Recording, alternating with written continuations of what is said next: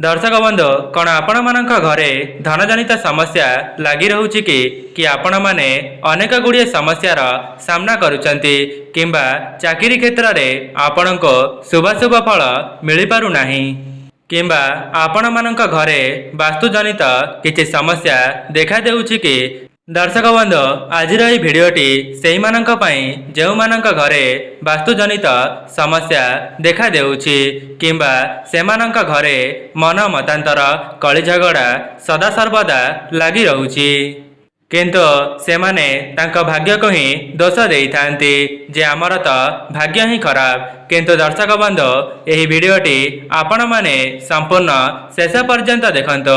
Video माध्यम रे मु आपण मानको एहार समाधान मध्य जणाइबी। दर्शक बंधु वास्तु नियम एमिति एक नियम अटे जहाँकि प्रत्येक लोक मानक जीवन रे बहुत अधिक प्रभाव पकाई थाए। दर्शक बंधु आपण माने यही वीडियो माध्यम रे एमिति गोटिए वास्तु गछ विषय रे जानिबा पई पाइबे जहाँकि आपणक घरर आखपाखरे जदि अचानक उठी जाउछि तेबे आपण माने जानि रखंतो आगामी दिन मानकरे आपणक जीवनर समस्त समस्या दूर हेबा सहित आपणक निकटको धन आसीबार मार्ग खोली जिवो। दर्शक बंधु जदि आपण माने भी चाहूचंती आपणक जीवनर समस्त दुख कष्ट जंत्रणार मुक्ति पाइबा पई तेबे एही विशेष गछटी को आपण माने किभली भावरे आपणक घरे स्थापना करिवे केउ दिन आपणक घरे आनी लगाई परिबे समस्त विषय रे आज भिडियोटी रे आपण माने जानिबा पई पाइबे। आज्ञा हाँ दर्शक बंधु वैज्ञानिक मत अनुसार यही धला अरख गछर अनेक गुड़िए शुभ फायदा मध्य रही अछि एवं यही अरख गछटी महादेवंकर अत्यंत प्रिय होइथाए। ता सहित आपण माने जानि रखिबा उचित जे यही गछर फलटी जेतेबेले सुखी जाइथाए सेही फलर तुला द्वारा जदि आपण माने महादेवंको गोटिए दीप अर्पण करूचंती तेबे 1000 दीप दान करने सहित समान होइथाए। दर्शक बंधु आपण माने यही पर्यंत वीडियोटी देखि सारिबा परे एहाको स्किप करंतु नाही काहेकि ना वीडियोर आगरे मु आपण मानको धला अरख गछर एमिति किछि चमत्कारी शक्ति विषय रे कहिबा पई जाउछि जाहाकु आपण माने जानि नेबा द्वारा आपणक घरे आनी निश्चय लगाई देबे काहेकि ना एही धला अरख गछर शक्ति ही किछि एमिति रही अछि जो व्यक्ति माने एहार परीक्षा करि नेइछन्ति सेमाने तांका जीवन रे धनवान हेबा सहित तांका परिवार को सुख शांति रे रखि पारिछन्ति एवं आपण माने जानिबा पई पाइबे एही गछ को स्थापना करिबार सठिक दिन एवं सठिक समय विषय रे। तेबे आसंतो आउ डेरी न करी आज भिडियोटी को आरंभ करिबा। मु आपण मानको कहि रखुची आपण माने भिडियोर शेष पर्यंत मो सहित जोड़ी होई रुहंतो। एहा पूर्वर जदि आपण माने ए पर्यंत भिडियोटी को लाइक करि नांती भिडियोटी को लाइक करी कमेंट बॉक्स रे ओम नमः शिवाय हर हर महादेव अवश्य लिखिदेवे एवं चैनल टी नुआ थिले चैनल टी को सब्सक्राइब करिदेवे। तेबे दर्शक बंधु आपण माने मो चैनल ले वास्तुजनित बहुत गुड़िए गछ विषय रे मो पूर्वर आपण मानक आगरे आलोचना करि रखिछि जदि आपण माने से सब वीडियो को देखि नाहंती तेबे चैनल टी को प्रवेश करी आपण माने देखि परिबे काहेकि ना प्रत्येक लोक माने वास्तुजनित समस्यार सामना करुचंती एवं अनेक लोक माने वास्तु को बहुत गुरुत्व देइथांती। जो माने भी यही वीडियोटी को देखुचंती जदि आपण माने भी वास्तु टिप्स को आपणक जीवन रे आपणाई नेबे तेबे आपण माने निजे देखिबे पूर्वर परिस्थिति एवं वर्तमान परिस्थिति रे केते मात्रा रे सुधार आसुची।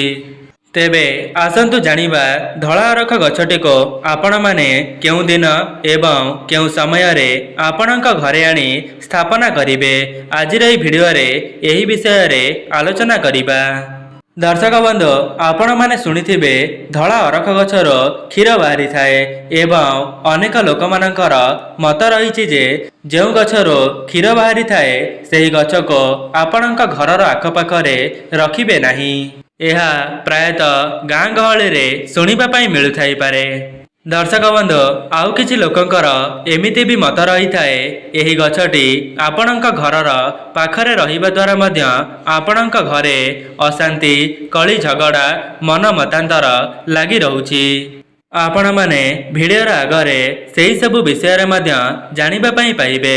प्रथमे आसंतु जानिबा धला अरख गछर धनजनित समस्या को किभଳି भाबरे नाश करिथाए।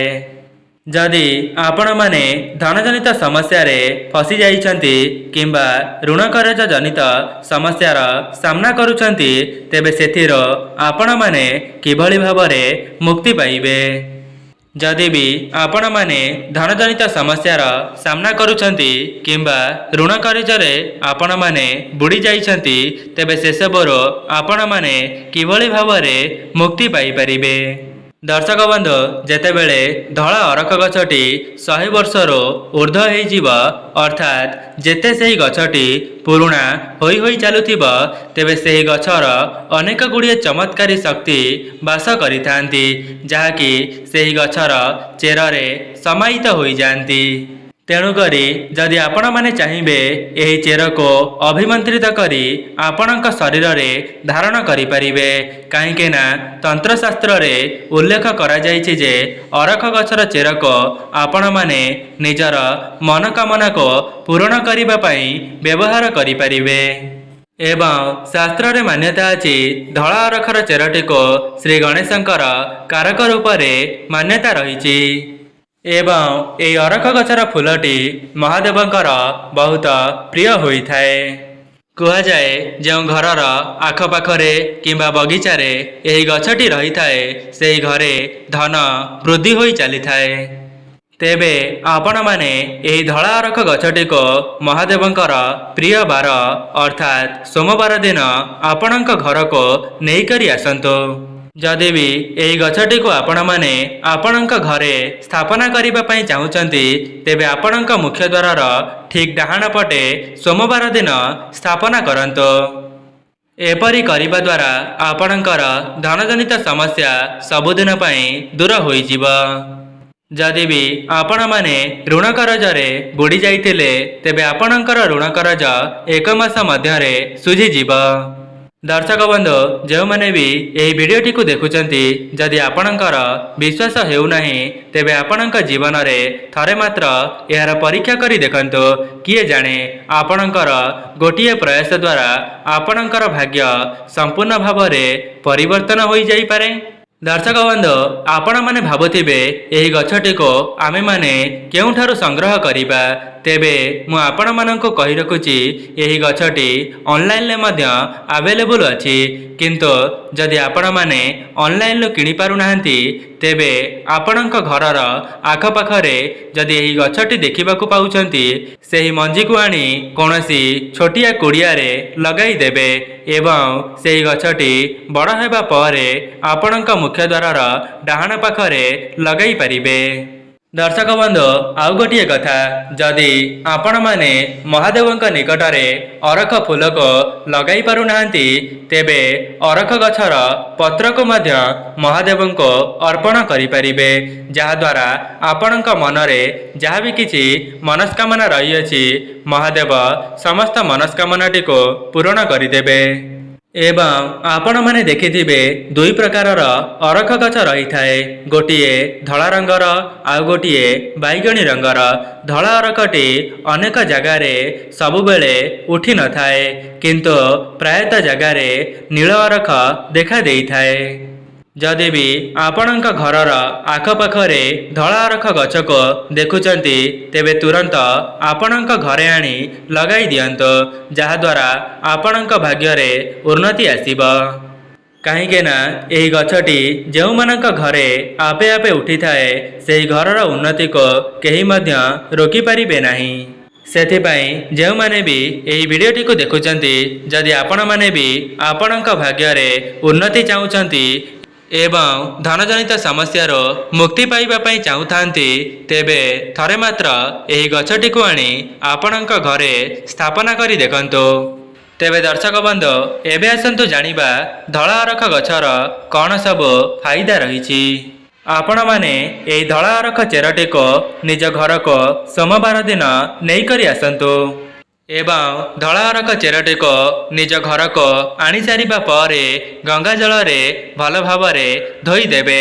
ଏହାପରେ ଓମ୍ ଗମ୍ ଗଣପତାୟ ନମଃ ଏହି ମନ୍ତ୍ରଟିକୁ 108 ଥର ଜପ କରିସାରିବା ପରେ ସେହି ଚେରକୁ ଆପଣଙ୍କ ହାତରେ କିମ୍ବା ଗଳାରେ ଡେଉଁରିଆ ଭାବରେ ପିନ୍ଧି ପାରିବେ।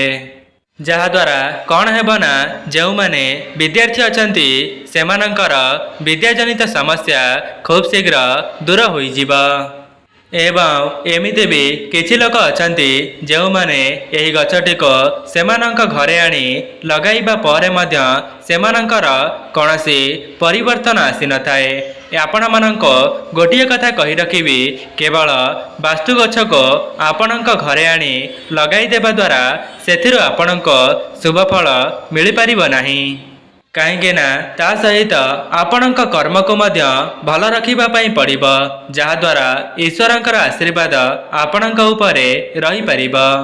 ଯଦି ବି ଆପଣମାନେ ନିଜର କର୍ମକୁ ଭଲ କରିବା ସହିତ ବାସ୍ତୁକୁ ମଧ୍ୟ ଧ୍ୟାନ ଦେବେ, ତେବେ ଆଗାମୀ ଜୀବନରେ ଆପଣମାନେ ବହୁତ ଆଗକୁ ଗତି କରିପାରିବେ।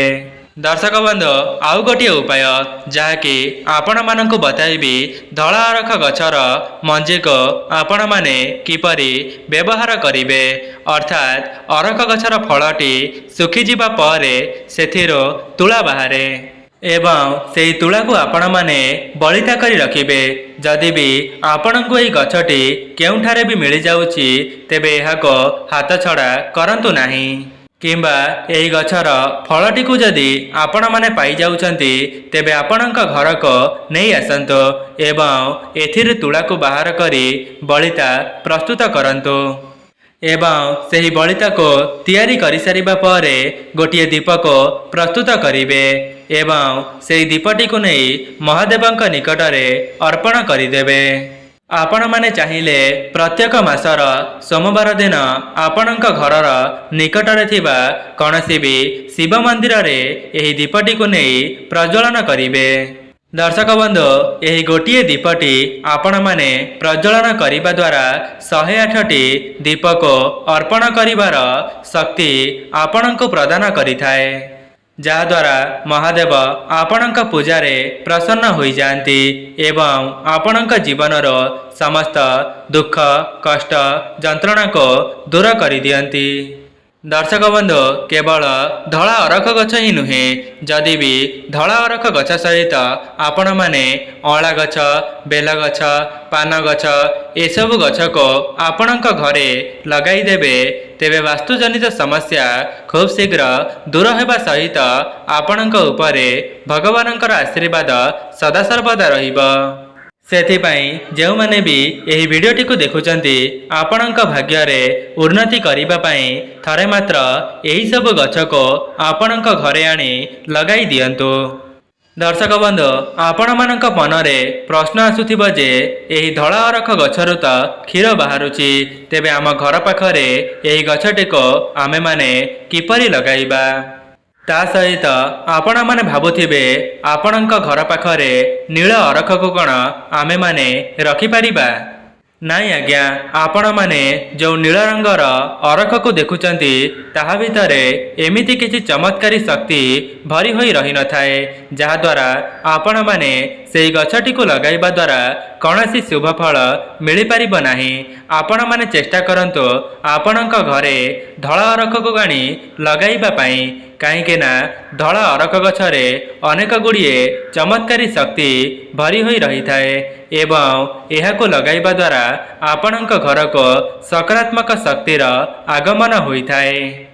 ଦର୍ଶକ ବନ୍ଧୁ, ଯଦି ଆପଣମାନଙ୍କ ମନରେ କୌଣସି ମନସ୍କାମନା ରହିଥିଲା ଯାହାକି ପୂରଣ ହୋଇପାରୁନଥିଲା, ତେବେ ଆପଣମାନେ ଆପଣଙ୍କ ଘରେ ଧଳା ଅରଖ ଗଛଟିକୁ ଲଗାଇବା ପରେ ସେହି ଫୁଲକୁ ମହାଦେବଙ୍କ ନିକଟରେ ସୋମବାର ଦିନ ଅର୍ପଣ କରିବେ। ଏପରି କରିବା ଦ୍ୱାରା ଆପଣଙ୍କ ଜୀବନରେ ଦୁଃଖ କଷ୍ଟକୁ ଦୂର କରିବା ସହିତ ଆପଣଙ୍କର ସମସ୍ତ ମନସ୍କାମନାଟିକୁ ମହାଦେବ ପୂରଣ କରିଦେବେ। କୁହାଯାଏ ସୋମବାର ଦିନ ଧଳା ଅରଖ ଫୁଲ କିମ୍ବା ଦୁଦୁରା ଫୁଲକୁ ମହାଦେବଙ୍କର ଶିବଲିଙ୍ଗରେ ଅର୍ପଣ କରିବା ଦ୍ୱାରା ଆପଣଙ୍କର 100 ଜନ୍ମର ପାପ କ୍ଷୟ ହୋଇଯାଇଥାଏ। ସେଥିପାଇଁ ଆପଣମାନେ ନିଶ୍ଚିତ ଭାବେ ଆପଣଙ୍କ ଘରେ ଆଣି ଗୋଟିଏ ଧଳା ଅରଖ ଗଛଟିକୁ ସ୍ଥାପନା କରନ୍ତୁ। କାହିଁକି ନା ଆପଣଙ୍କ ମୁଖ୍ୟ ଦ୍ୱାରର ଡାହାଣ ପାଖରେ ଯେମିତି ଆପଣମାନେ ଏହି ଗଛଟିକୁ ଲଗାଇବା ଦ୍ୱାରା ଆପଣଙ୍କ ଘରକୁ ସକାରାତ୍ମକ ଶକ୍ତିର ପ୍ରବେଶ ହୋଇପାରିବ। ଯେମିତି ତୁଳସୀ ଗଛଟି ଆମ ଘରର ସାମ୍ନାରେ ରହିବା ଦ୍ୱାରା ଆମ ଘରକୁ ନକାରାତ୍ମକ ଶକ୍ତି ପ୍ରବେଶ କରିପାରେ ନାହିଁ, ଠିକ୍ ସେହିପରି ଧଳା ଅରଖ ଗଛଟିକୁ ଆପଣଙ୍କ ଘରର ସାମ୍ନାରେ ଲଗାଇବା ଦ୍ୱାରା ଆପଣଙ୍କ ଘରକୁ କୌଣସି ବି ନକାରାତ୍ମକ ଶକ୍ତି ପ୍ରବେଶ କରିପାରିବ ନାହିଁ। ଦର୍ଶକ ବନ୍ଧୁ, ମୋ କଥାରେ କେତେ ସତ୍ୟତା ଅଛି ଆପଣମାନେ ଏହି ଗଛକୁ ଆପଣଙ୍କ ଘରେ ଆଣି ଲଗାଇବା ଦ୍ୱାରା ଆପଣମାନେ ବୁଝିପାରିବେ କି ମୋର କହିବାର ଅର୍ଥ କ'ଣ ଅଟେ ଏବଂ ଆପଣମାନେ ନିଜେ ଦେଖିବେ ଏହାର ଚମତ୍କାରୀ ଶକ୍ତି ଦ୍ୱାରା ଆପଣଙ୍କ ଭାଗ୍ୟରେ କେତେ ମାତ୍ରାରେ ପରିବର୍ତ୍ତନ ଆସୁଛି। ତେବେ ଦର୍ଶକ ବନ୍ଧୁ, ଏହା ଥିଲା ଧଳା ଅରଖ ଗଛର କିଛିଟା ଚମତ୍କାରୀ ଫାଇଦା, ଯାହାକୁ କରିବା ଦ୍ୱାରା ଆପଣମାନେ ଧନବାନ ହୋଇପାରିବେ। ଯଦି ଆପଣମାନଙ୍କୁ ଭିଡ଼ିଓଟି ଭଲ ଲାଗିଥାଏ, ଭିଡ଼ିଓଟିକୁ ଲାଇକ୍ କରି କମେଣ୍ଟ ବକ୍ସରେ ଓମ୍ ନମଃ ଶିବାୟ ହର ହର ମହାଦେବ ଅବଶ୍ୟ ଲେଖିବେ। ଚ୍ୟାନେଲଟିରେ ନୂଆ ଥିଲେ ଚ୍ୟାନେଲଟିକୁ ସବସ୍କ୍ରାଇବ୍ କରିଦେବେ।